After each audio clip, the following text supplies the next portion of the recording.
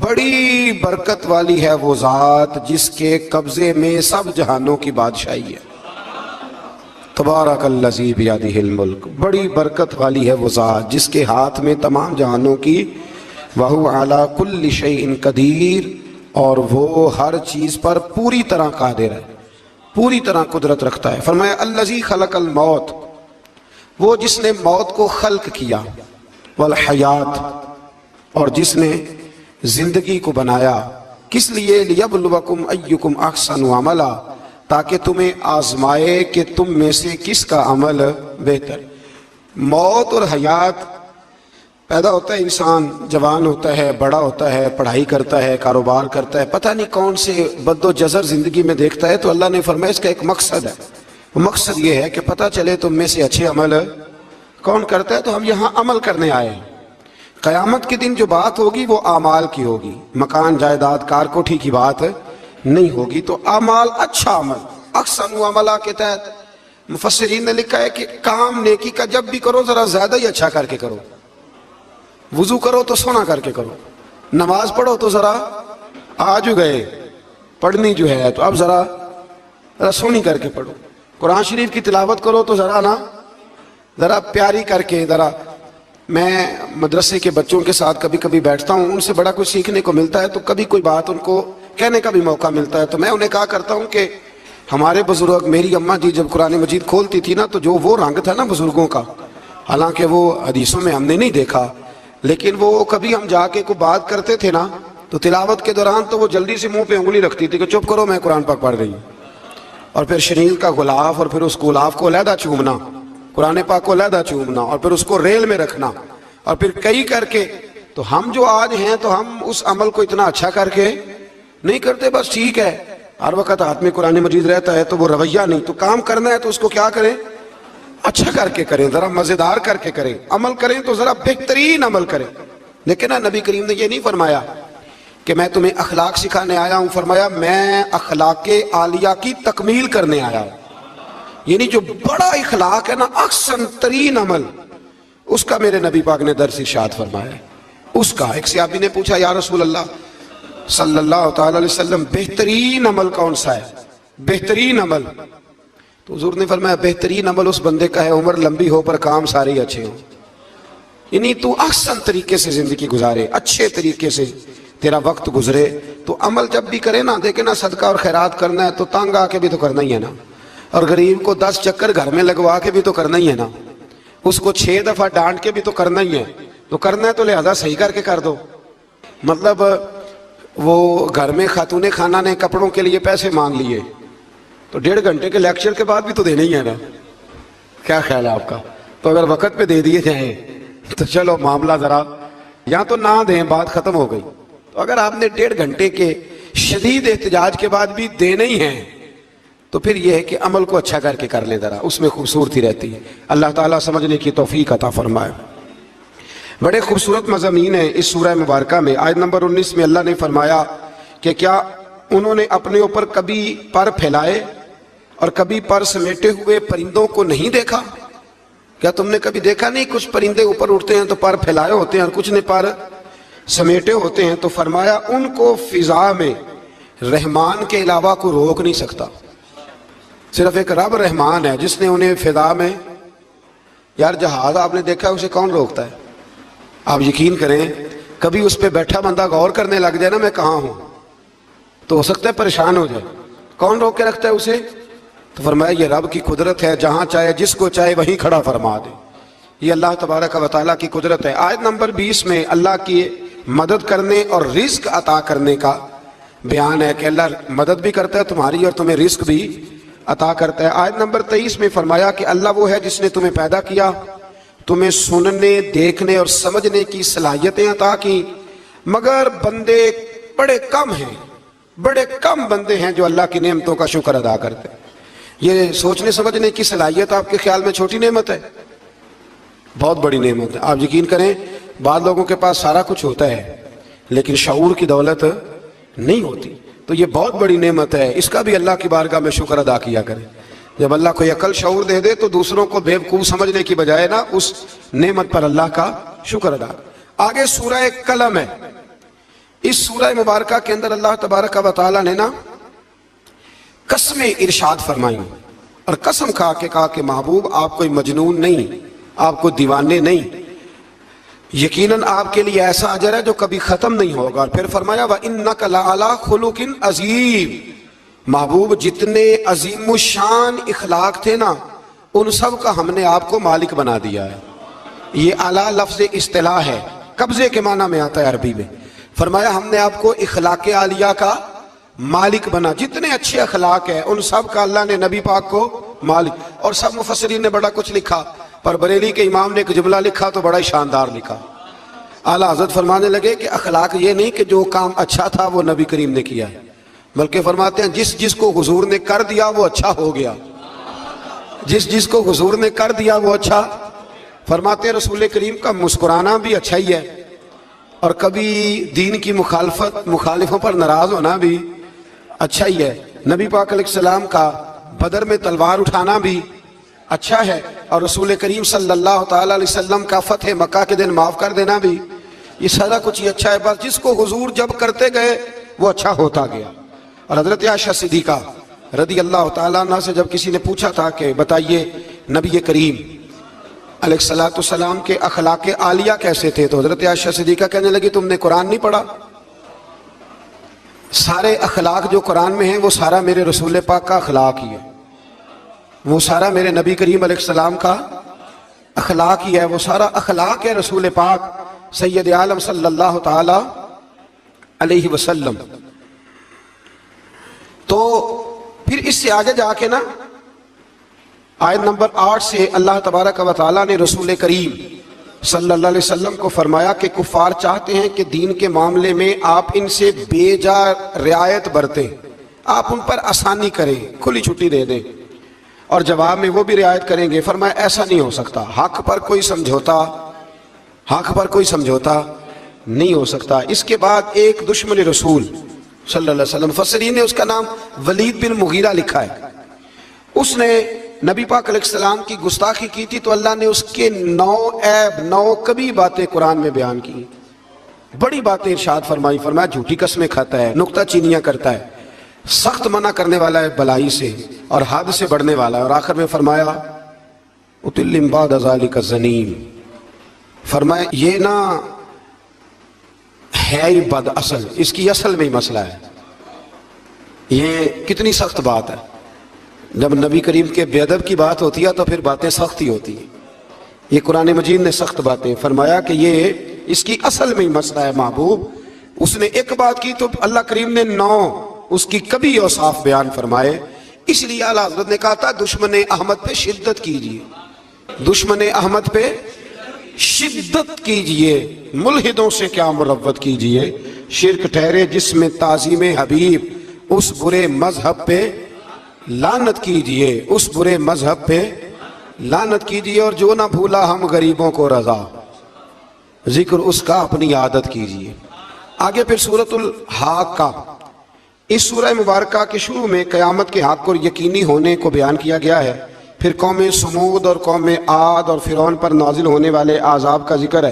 یہ سارے مضامین پہلے بیان ہو چکے ہیں نا جی، ماشاءاللہ تفصیل سے ہم سن چکے ہیں، قوم عاد، قوم سمود، ان سب کے بارے میں اس سورہ مبارکہ میں اللہ نے بیان فرمایا۔ اسی سورہ کی آیت نمبر 19 سے بتایا کہ قیامت میں جس کے نامہ اعمال اس کے دائیں ہاتھ میں دیا جائے گا، یہ اس کے سرخ رو ہونے کی علامت ہوگی۔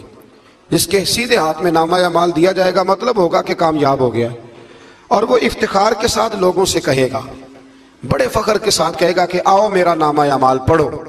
اس کے برعکس جس کا نامہ اعمال اس کے بائیں ہاتھ میں دیا جائے گا، یہ اس کی رسوائی کی علامت ہوگی، اس کی رسوائی کی علامت ہوگی، اور وہ کہے گا کاش میرا نامہ اعمال دیا ہی نہ جاتا اور موت کے ساتھ ہی میرا قصہ ہمیشہ کے لیے ختم ہو چکا ہوتا۔ جس کا بھی نامہ اعمال سیدھے ہاتھ میں، ہمارے بزرگ فرماتے ہیں کہ سیدھے ہاتھ سے لینا دینا حضور کی سنت ہے، کوشش کریں لیں بھی سیدھے ہاتھ سے، دیں بھی، کھائیں بھی سیدھے ہاتھ سے۔ فرماتے ہیں عادت ہی سیدھے ہاتھ کی بنا لو، جب قیامت میں فرشتے نامہ اعمال دینے لگے تو عادت ہی سیدھے ہاتھ کی ہو، عادت ہی سیدھے ہاتھ کی ہو، عادت، اور سیدھے ہاتھ سے لیں، سیدھے ہاتھ سے ہی دیں۔ قیامت میں جس کا نامہ اعمال سیدھے ہاتھ میں دیا جائے گا سمجھیے وہ کامیاب ہوا، اور جب جس بچے کی فرسٹ پوزیشن آئی ہوتی ہے نا، وہ رزلٹ کارڈ سارے محلے کو دکھاتا ہے، اور جو فیل ہو جاتا ہے وہ ابا جی کو بھی نہیں دکھاتا، وہ کہتے ہیں کہ وہ ابھی آیا نہیں، ملا نہیں۔ قیامت کے دن بھی جو کامیاب ہوں گے نا، وہ دنیا کو بتائیں گے کہ اللہ نے فضل کر دیا ہے، اور جو ناکام ہوں منہ چھپاتے پھریں گے۔ اللہ ہمیں پردہ پوشی عطا فرمائے۔ پھر آگے سورۃ المعارج ہے۔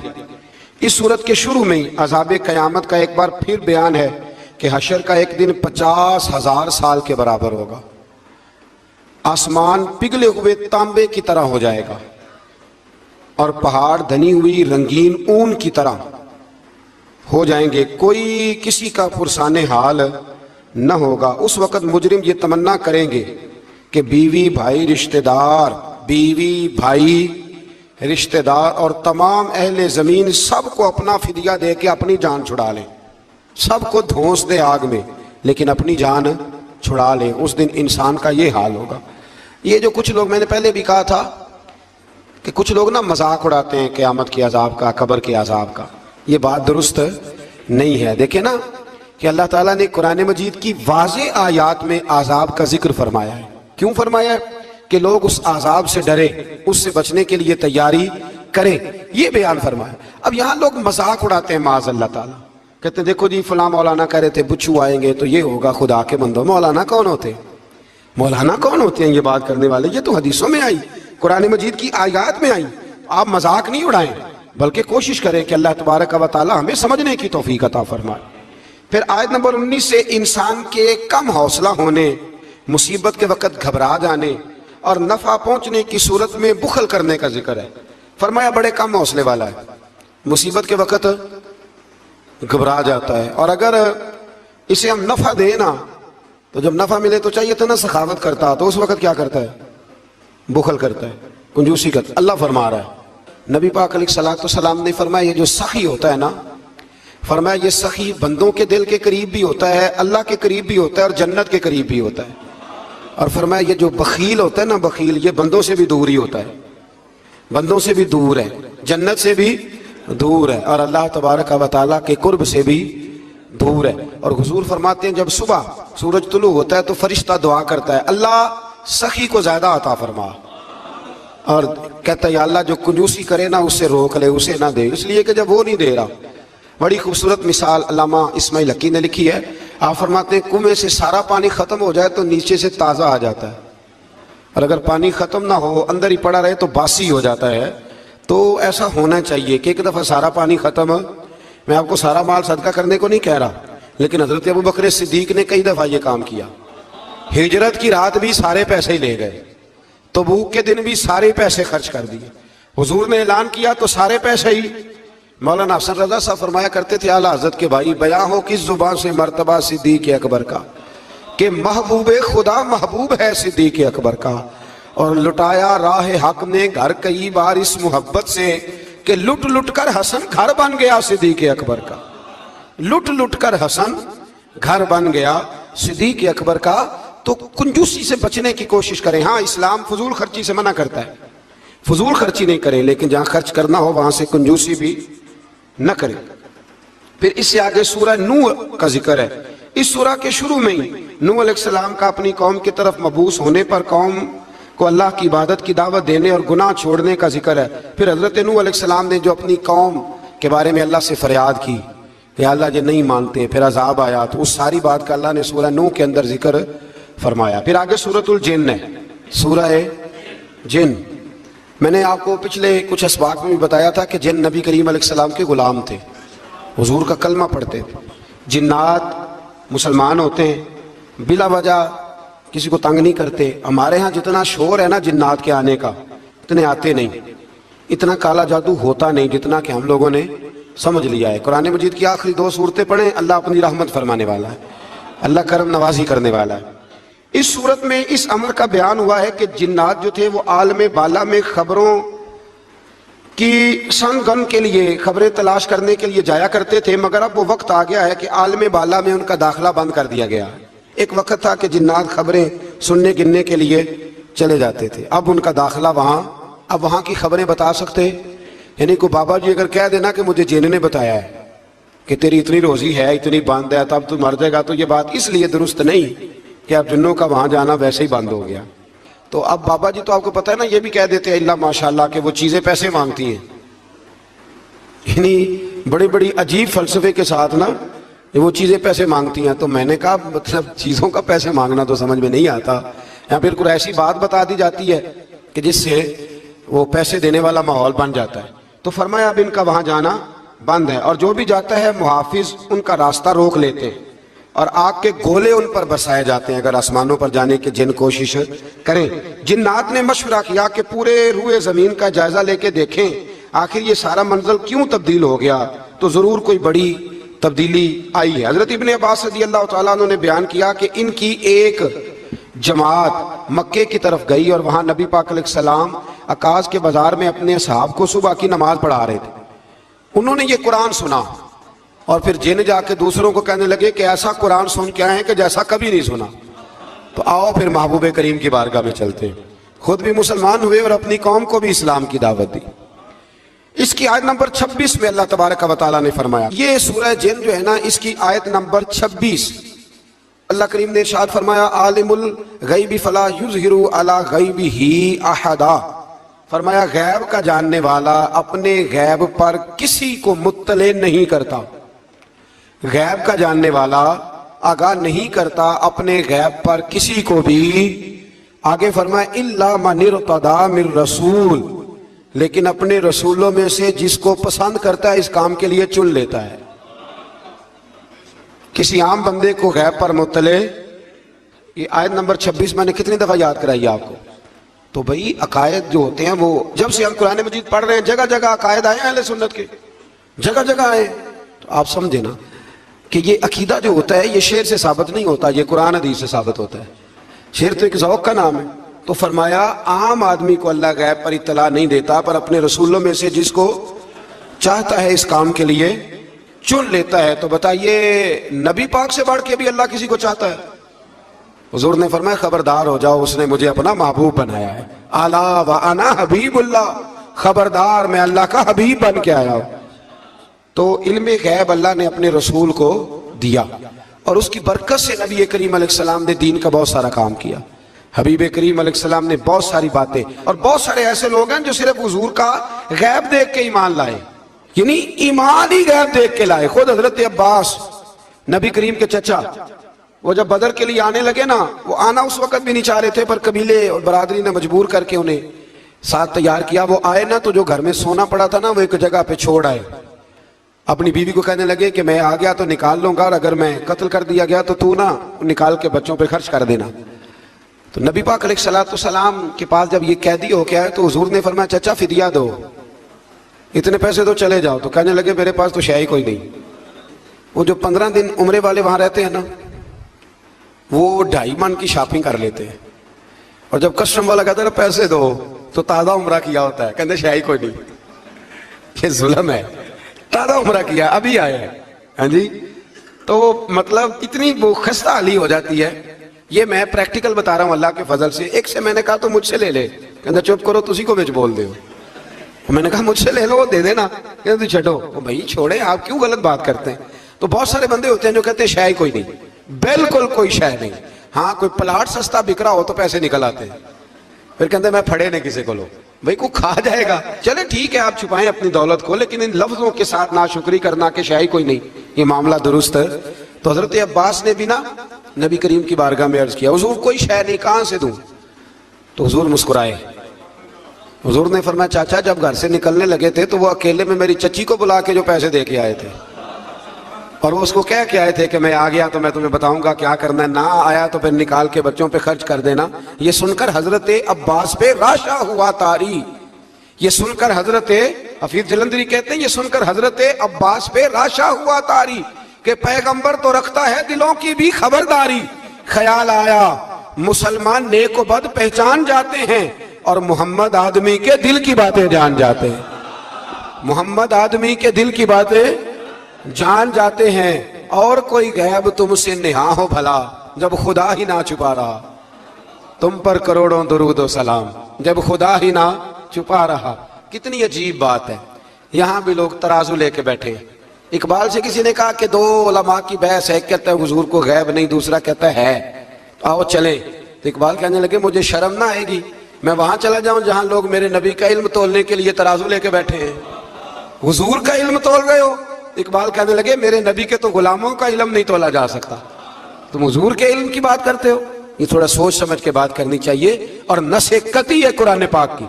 एक दिन सजा लिया था मेरे नबी पाक ने मिंबर, फरमाया पूछ लो फिर जो पूछना है पूछो। तो हजरत उमर जैसे लोग उठ के खड़े हो गए, कहा या रसूलल्लाह हम अल्लाह के रब होने पे राजी हैं, आपके रसूल होने पे राजी हैं, इस्लाम के दीन होने पे हुजूर हम बड़े राजी हैं, हम बड़े राजी। इसलिए ये तो ऐसा मसला है कि इस मसले को देख देख के लोग मुसलमान हुए। तो हजरत अब्बास को जब हुजूर ने सारी बात बताई ना, तो हजरत अब्बास कहने लगे फिदिया मर्जी का ले लेना, पर पहले मुझे कलमा पढ़ाओ। कहा क्यों? फरमाया मुझे समझ आ गई है, वो बात मेरे और मेरी बीवी के अलावा किसी को पता ही नहीं, अगर आपको पता चली है तो यकीनन आपको कोई बताने वाला है, तो वो जो आपको बताने वाला है ना वही रब्बुल आलमीन है। तो हुजूर का तो गैब देख के दुनिया कलमा पढ़ जाती थी। इस पर बड़ी तफसील से मैंने एक दफा बात की थी, मौका मिला तो वो सारी रिवायात एक जगह किसी वक्त जमा करेंगे इंशाअल्लाह ताला, और आपको अर्ज करेंगे कि वो क्या खूबसूरत माजरा है। और अब तो अल्हम्दुलिल्लाह एक और आसानी भी हो गई है। मेरी बातें कोई इस काबिल तो नहीं थी, लेकिन चूंकि अल्लाह रसूल के फरामीन थे तो एक दोस्त ने लिखनी शुरू कर दी, इंशाअल्लाह जल्दी छप भी जाएंगी। तो अर्ज करने का मकसद ये है कि ये चीजें आएंगी और आपको बताएंगे कि अल्लाह ने अपने महबूब करीम को किस तरह गैब के खजानों की कुंजियां अता फरमाई हुई। तो इससे आगे फिर सूरह मुज़म्मिल शुरू होती है। सुभान अल्लाह। सूरह या अय्युहल मुज़म्मिल, कहा ओ चादर ओढ़ने वाले महबूब, कुमिल लैला इल्ला कलीला, सारी रात ना बेदार रहा कर, थोड़ा आराम भी कर लिया कर, थोड़ा सा। क्या कहा हजरत ने? खुदा की रजा चाहते हैं दुआल, खुदा चाहता है रजा। और दरवेश कहते हैं रब आखे सोने महबूबा तेरे सौ सौ नाज उठाना हाँ, लोग मेरिया कसमां चाहते ने, मैं तेरिया कसमां चाहना। कहा ए मेरे प्यारे हबीब, ए चादर ओढ़ने वाले, थोड़ा आराम भी किया करें। हुजूर सारी रात नमाज पढ़ते थे ना, अल्लाह ने कहा महबूब थोड़ा आराम भी किया करें। फिर इसमें बड़े खूबसूरत चीजें अल्लाह करीम ने बयान फरमाई हैं, क़यामत की हौलनाकियों का भी जिक्र फरमाया है। फिर आखिर में फरमाया कि तुम अपनी भलाई के लिए जो कुछ भी आगे भेजोगे, इसको अल्लाह ताला के पास इससे बेहतर और ज्यादा सवाब वाला पाओगे। यानी इसका माना यह भी हो सकता है कि अपनी सोच से ज्यादा तुम सवाब पाओगे जो चीज आखिरत के लिए तुम भेजोगे। और अल्लाह से मगफिरत तलब करते रहो, बेशक अल्लाह बहुत मगफिरत फरमाने वाला और बेहद रहम करने वाला है। फिर इससे आगे सूरह मुदस्सिर है, मुज़म्मिल के फौरन बाद सूरह मुदस्सिर। इस सूरह मुबारक में बड़ा खूबसूरत अंदाज है। या अय्युहल मुदस्सिर, ए चादर ओढ़ने वाले, कुम फअंज़िर, उठिए और लोगों को डराइए। उठिए, आप पैगाम दीजिए, उठिए लोगों को डराइए। उठ बांध कमर क्यों डरता है, फिर देख खुदा क्या करता है, आप उठिए। इस सूरत में अल्लाह ताला ने आपको शान महबूबी के साथ खिताब करते हुए फरमाया है चादर ओढ़ने वाले, उठिए और लोगों को अल्लाह के अजाब से डराइए और अपने रब की किबरियाई का ऐलान फरमाइए। बताइए कि आपका रब कितना बड़ा है। आयत नंबर 42 में फरमाया जहन्नमियों से पूछा जाएगा तुम्हारे जहन्नम में जाने का सबब क्या बना। ये सूरह मुदस्सिर की आयत नंबर 42 42, चलो बता लिया आखिरी ने। आयत नंबर 42, जहन्नमियों से पूछा जाएगा जहन्नम में आए हो तो सबब क्या बना। तो वो पहला सबब बताएंगे कि हम नमाज पढ़ने वालों में से ना थे। पहला सबब दोज़ख में जाने का नमाज ना पढ़ना है। रमजान के बाद भी पढ़ेंगे इंशाल्लाह, और ईद वाले दिन भी पूरी 5 पढ़नी है इंशाल्लाह, पूरी 5। ये नए कपड़े लोगों को बाद में दिखाना, पहले सवेरे पहन के ना रब की बारगाह में जाओ। सवेरे पहन के ना अल्लामा अब्दुल सत्तार खान न्याजी, अल्लामा न्याजी, मैं जब उनके मज़ार पे जाता ना मियाँ वाली जाने का जब मौका मिलता है तो मैं ना खड़ा होता हूँ। आप यकीन करें उस बंदे की कब्र पे खड़े होकर भी जज्बा ही मिलता है। क्या बंदा था वो ना, पगड़ी बांधते थे बड़ी। हमारे बरेली शरीफ के बुजुर्ग भी ना वो पगड़ी बांधते शिमले वाली। चले आज बात आ गया तो उसकी भी मैं हिकमत बता दूं। वहां ना सिख भी पगड़ी बांधते हैं, तो कपड़ा भी अक्सर एक जैसा ही उनके लिए आता, तो मुसलमान भी खरीद लेते थे। तो वो सिख जो होता है ना वो शिमला नहीं निकालता, तो उससे फर्क करने के लिए वहां के मशाइख ने ना शिमला निकालना शुरू किया। तो मैं शादी बांधा करता था, तो एक दफा मुझे हजरत मुफ्ती तहसीन रजा साहब रहमतुल्लाह ताला अलैह फरमाने लगे शिमले वाली बांधा करो। तो मैंने कहा हुजूर अब छोटे लोगों को तो अच्छी नहीं ना लगती। तो फरमाने लगे लोगों को थोड़ी दिखानी है, یہ تو رسول اللہ کی سنت ہے. تو آپ شملے والی باندھے جب ہم جو کہہ رہے ہیں، تو میں بھی اکثر وہ پگڑی باندھتا ہوں، اور کبھی بہت بڑی باندھتے تھے. تو علامہ نیازی پگڑی باندھتے تھے تو جن لوگوں نے دیکھا بڑی اونچی ہوتی تھی، وہ بڑی اونچی پگڑی اور ہاتھ میں چھڑی ہوتی تھی، اور کبھی وہ تقریر کرتے تھے تو زمین پہ لگاتے تھے تو پتہ چلتا تھا کہ مرد بات کر رہا. اور علامہ اقبال کے ڈائریکٹ شاگرد تھے علامہ عبدالستار نیازی، شاگرد. وہ مدینہ شریف جانے لگے نا تو کسی نے ان سے کہا نیازی صاحب یہ پگڑی اتار کے جاؤ، یہ پگڑی اتار کے جاؤ. تو علامہ نیازی صاحب فرمانے لگے کیوں اتار کے جاؤں؟ پہن کے جاؤں گا. جب حضور کی بارگاہ میں نیازی کا سر جھکے گا تو شملہ بھی جھکے گا، اور دنیا کو پتا چلے گا جس کا سر کبھی کہیں نہیں نہ جھکتا، اس روزے پہ آ کے اس کی گردن بھی جھک جایا کرتی. اس لیے ساتھ لے کے جانی ہے پگڑی تاکہ لوگوں کو پتا چلے. تو آپ نئے کپڑے پہن کے نا کبھی ساج سنور کے مسجد بھی جایا کریں، خوبصورت ہو کے. قرآن مجید نے کہا غالباً 9ویں پارے میں ہے کہ نماز کے وقت زینت اختیار کرو، اچھے بن کے. تو نئے کپڑے پہن کے نا عید والے دن 5 نمازیں پابندی سے پڑھنی ہیں انشاءاللہ تعالی. یہ رش دیکھنا ہے انشاءاللہ تعالی، پتہ چلے گا کہ رمضان کے روزوں نے اثر کیا ہمارے اوپر. تو جہنمیوں سے پوچھا جائے گا دوزخ میں آنے کا سبب کیا بنا، تو کہیں گے ہم نماز پڑھنے والوں میں سے نہ تھے، اور دوسری بات یہ کہیں گے کہ ہم مسکین کو کھانا نہیں کھلاتے تھے. دوزخ میں جانے کا دوسرا سبب کہ توفیق کے باوجود لوگ مسکینوں کا خیال نہیں رکھتے. اور تیسری بات وہ یہ کہیں گے کہ ہم لغو کاموں میں مشغول رہتے تھے. لغو کام، بےہودہ کام اس کو کہتے ہیں جس کا فائدہ کوئی نہیں. یہ بڑے بڑے سیانے لوگ گیمیں کھیلتے ہیں، سیانے لوگ، عقل مند لوگ. تو یہ جہنم میں جانے کا تیسرا سبب قرآن نے بیان کیا. لغویات، پھٹے پہ بیٹھ گئے فضول بات شروع کر دی. بھئی اس سے بہتر تھا تو قرآن مجید کی تلاوت کرتا. ایسی بلا وجہ لغویات ہیں یہ ساری. میں منع نہیں کرتا کھانا کھانے کے لیے کبھی ضرور جائیں، لیکن یہ ماحول ہی بنا لینا کہ آج تجھے پارٹی ہے تو کل مجھے پارٹی ہے تو پرسوں اس کو پارٹی ہے. تو یہ شغل میلہ ہر وقت کا، مسلمان کے پاس تو اتنا وقت ہی نہیں. ایک دوست مجھے کہنے لگے کہ میں آج کل بڑا بور ہو رہا ہوں. تو میں نے کہا تو اصل میں فارغ ہے، ورنہ ہمارے پاس تو ٹائم ہی کوئی نہیں بور ہونے کا. بندہ مطلب کو فرصت ملے تو بور ہو نا، پتہ نہیں کہاں سے لوگ ٹائم نکال لیتے، اب بور بھی ہو لیتے. تو آپ لغویات سے بچے. لغو کام کرنا جہنم میں جانے کا تیسرا سبب ہے. یہ قرآن مجید نے اس سورہ مبارکہ کی آیت نمبر 42 میں ارشاد فرمایا. اور چوتھے نمبر پر کہیں گے ہم قیامت کے دن کو جھٹلاتے تھے کہ موت ہمارے سر پہ آ گئی. یہ 4 کام ہے جو جہنم میں جانے کا سبب بنیں گے. نماز نہ پڑھنا، پہلا کام مسکین کو کھانا نہ کھلانا، اور تیسرا لغو اور فضول کاموں میں مشغول رہنا، بالکل کسی کوئی فائدہ ہی نہیں وہ کام کرتے رہنا، بالکل بے معنی بے مقصد کام کرنا. اور چوتھے نمبر پہ کہیں گے کہ ہم قیامت کے دن کو، آج بھی کچھ لوگ کہہ دیتے ہیں کہ مریں گے تو دیکھی جائے گی. مثلا کیا دیکھ لیں گے آپ؟ اتنی بڑی جرت، اتنی بڑی. اللہ تعالی ہمیں سمجھنے کی توفیق عطا فرمائے. سورۃ القیامہ شروع ہو جاتی ہے جی اس سے آگے. اس سورہ مبارکہ کے اندر اللہ تبارک و تعالیٰ نے ان لوگوں کے بارے میں جو آخرت کے منکر ہیں، اللہ تعالیٰ نے قسم ذکر فرما کے ارشاد فرمایا کیا انسان نے یہ گمان کر رکھا ہے کہ ہم مرنے کے بعد اس کی ہڈیوں کو جمع نہیں کریں گے؟ کیوں نہیں، ہم اس بات پر قادر ہیں کہ ان کی انگلیوں کے پورے جیسے پہلے تھے ویسے ہی بنا دیں گے. یعنی انگلیاں تک تمہاری جمع کر لی جائیں گی، انگلیاں تک. قیامت کے دن تمہیں کسی کی قبر کھلی تو اس کو دیکھا کہ ہڈیوں کا پنجر بن گیا، لیکن اللہ اسے بھی قیامت میں جمع فرمائے گا دوبارہ سے. اور وہ مثال میں تیسرے چوتھے پارے میں دے چکا ہوں جب حضرت ابراہیم علیہ السلام نے جانوروں کا، پرندوں کا قیمہ کر کے رکھا تھا اور کہا پکاریے تو وہ سارے اپنے پروں پر دوڑتے ہوئے حاضر ہو گئے تھے. آگے سورہ دہر شروع ہوتی ہے.